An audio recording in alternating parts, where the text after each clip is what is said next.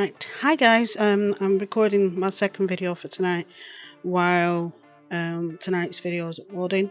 The reason why I'm recording these two videos together is because in 10 hours my mum's arriving, so I'm not really going to have opportunity to film between now and next Thursday unless she decides that she wants to join in on a video, which I might try and do. See where we go from there. This is a podcast about crafts, as well as the writing. I'll link the writing workshop video in the iCards here. As well as the writing, I do a lot of crafts. I never used to, but because my mobility is as, I don't say severely bad as it is, but it is limited in some respects. There are things that I try and do to distract my mind and my brain and everything else away from pain and all that malarkey. One of those is crafts. There's writing obviously, and then there's crafts, which I love doing. I do jewellery making. Just let me see if I've got anything handy. Nope, I haven't got anything handy, where I make earrings, charms and stuff like that. I'll show you them on the next episode, because I'll probably be doing some while my mum's over, because she usually has a couple of orders for charms for me. Another thing which I've just started doing, I won't show you the insides of this, but I've been making these myself from just printer paper, cardboard and material. I did a couple for Christmas presents. I did one for my best friend, which was a big thick one with a holographic skull on the front, and she uses it for works, for meetings, for notes for meetings. I do some card making myself, but I don't really, it sounds weird, but I don't have the patience for it, primarily because you've got to be so exact with the knives, and I can get a bit weird with that. Another thing I like doing is cross stitch. My paternal grandmother taught me how to cross stitch because she used to do tapestry work, which is the same thing, but it's a bigger I forgot what he called it. Begins with, but I can't remember what it's called, with the holes in. When you're doing tapestry work, it's bigger because they use wool, whereas when you do cross stitch, it's really thin thread that you're using. So I do cross stitch. I'm working on a cross stitch piece for my friend who got engaged last year, so that's a work in progress. I've just learnt to crochet. I do crochet with I already crocheted with loom bands. I've made for my husband a couple of TARDISes, quite a few Daleks, one of the former companions actually has, because we gave it her as a gift, and she took it home with her, and posted it on Twitter, which was quite good. And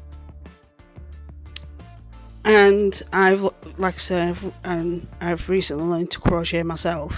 I've had a few projects, some of which were Christmas presents and presents previously. I'll put a picture here because I did two versions of it, pretty much the same, for my best friend and her daughter, which was a cat skull and crossbones, because they both adore cats and they're both goths, so it kind of bridges the two, which was done in corner to corner. I also did a little mini blanket for my friend's daughter, who's 2, also in corner to corner. I'm currently working on a couple of projects, 2 of which I've got at the side of me. One is in my bottom box, and it's just basically a normal granny square pattern blanket in black wool, which has got different colours of wool inside it. I do get my wool from all over. I do buy it in the shops. We have a couple of shops here which well, we have the pound shop, which does basic wools, and then you've got Boise's, they do a huge array, as do Hobbycraft and what's the other one? Dunelm. They don't do a huge array, but they do enough. The projects I've got here is, well, I've got a couple here. This is a headband I made for myself, using, well, depends on whether I've forgotten what stitch it is, but it's I call it double crochet because I generally use the American terms. So I think it's like a half double or a treble crochet for the UK, which literally just sits on my head like so. So it works at keeping my hair out of my face when I have it down, which isn't often, but that's primarily because it's so heavy. My hair, that is. The other thing is, there's those things that you can get for the bottom of your bed to help keep your feet warm, and I've been making one of those. It's still a work in progress because I've got tidying up to do and I've got to stitch it together and stuff. This is the middle square. These were the first squares I actually made when I started crocheting. Like I say, it's not perfect, it's only really meant for us. It needs me showing it on YouTube. Like I say, it's pretty good to say I did it using my own patterns, and I didn't use anybody's patterns for anything on this one. But I've quite enjoyed the challenge of doing it and learning it, and stitching it together. It looks pretty cute. And then on either side I've got separate things for each side. This one's the one to go on my side. It's using the corner to corner, which you probably can't see that well, and it's got stitching all the way around, and this is to be sewn onto the side of that one. So that's the nickname a lot of people call me, so that's why I've put it on. Like I say, it's not perfect because I'm still trying to get my tension right. The other project I've done, I've got the tension, I seem to have mastered the tension, which is pretty good. And then there's this one which is for my husband's side. There you go. That's for my husband's side. Like I say, I've got to stitch these three pieces together and pop them at the end of the bed, and they're done. So that's a relatively quick, easy job to finish. And then the other thing is, I've recently learned how to do shell stitch, a shell blanket. If I can remember, I'll link the video here. And this is what I've been doing. What I've actually done that's slightly different is, after so many rows, I think I did 5 rows, I've then done one with the multicoloured yarn, because the yarn I'm using is like various shades of a pale blue, and then I've got the multicoloured yarn in between. Now, probably one of the reasons why I struggle with tension is because when you crochet, you're supposed to have your hand like this, but because I have some damage here, I can't do that. So because I had my EDS flared up and damaged one of my muscles there, so I struggle to hold my finger like that. So but yeah, I've recently learned to crochet, and it's really good. There's a couple of podcasters I watch here on YouTube.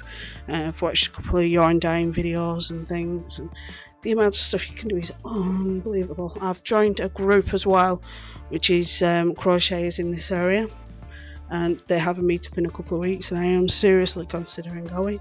It all depends on various other aspects, obviously. Some of the wool I've got, quite a lot of the wool I've got, it has been cheap.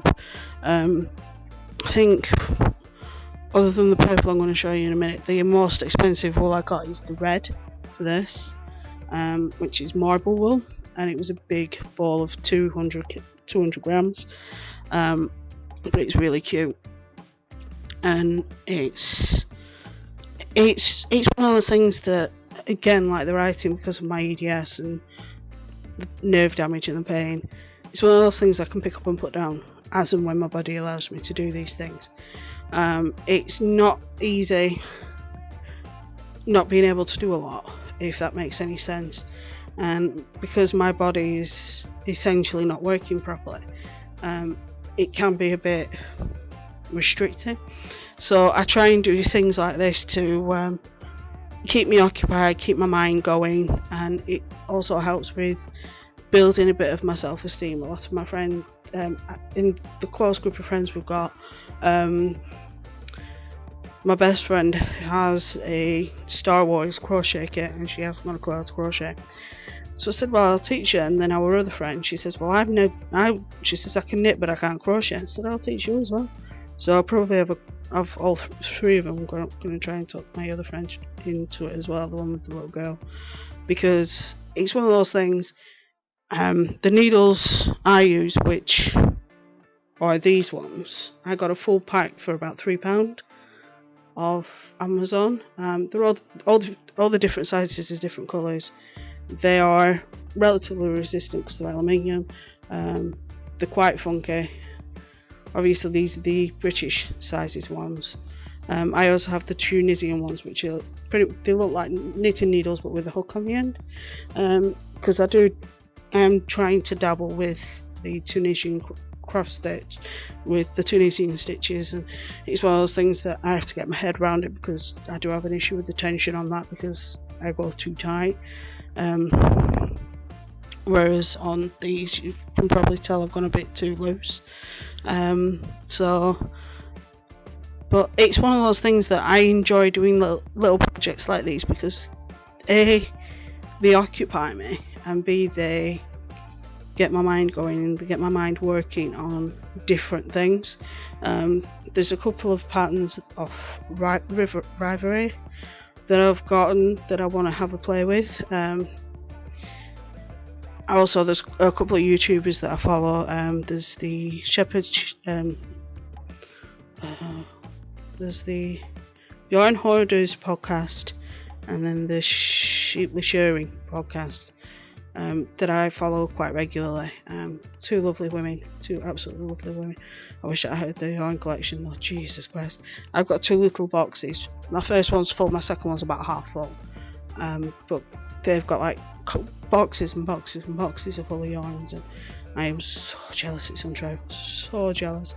I'd ordered this, and it has taken a while for it to come, but I really can't wait to work on this. I'm thinking about making a blanket, and it's like a dark purple fleece material, and it feels so warm and comfy, that I really can't wait to see what I can make with that. I do have a hook big enough to use for it, so that should be fun. What else have we got? If there's anything specific you want me to do tutorials on, let me know down below, and I will try my best to do some tutorials for you. As I said in my writer's workshop video, I am hoping to get some mini USB cables, because I've got my phone, my spare phone, which is this one. It is plugged in, but this cable's very unreliable, which is my Sony Xperia. I have that. I have a tripod. I just need the decent cables to transfer over, because these cables don't transfer over well. There are a couple of other options, but it's just me. I'd prefer to just plug it in, transfer it over, and do it that way. But yeah, like I say, I might try and talk my mum into doing she did try and teach me to knit and crochet, but she goes way too fast for me, way too fast. The speed she goes is unbelievable. So yeah, it's one of those things that I have to have something to occupy my mind with, otherwise my mind can go to places I really don't want it to. So these distractions are great. I am hoping to eventually make a jumper at some point with some really super chunky wool. I just need to get the affordable wool of the right size and colour that I want to do it. I think I need to get another one of these. I've heard them called balls and I've heard them called skeins, so I don't know which one to call in the multicoloured, which I'll probably pick up while we're up on Monk's Cross tomorrow, and get some more of the multicoloured, because I'm doing it there's 5 rows of the blue and then 1 row of the multicolours, and then I'm going to do 4 rows, a row of multicolour, 3 rows, row of multicolour, 2 rows, row of multicolour, 1 row multicolour, couple of rows of multicolour to finish it off, and we're done. And then I'll block it, which I didn't do with the others, which I really should have done. But my tension with this one has greatly improved, and I'm actually quite happy because it is one of those projects that it's going to look pretty smart when it's done. I can tell that already.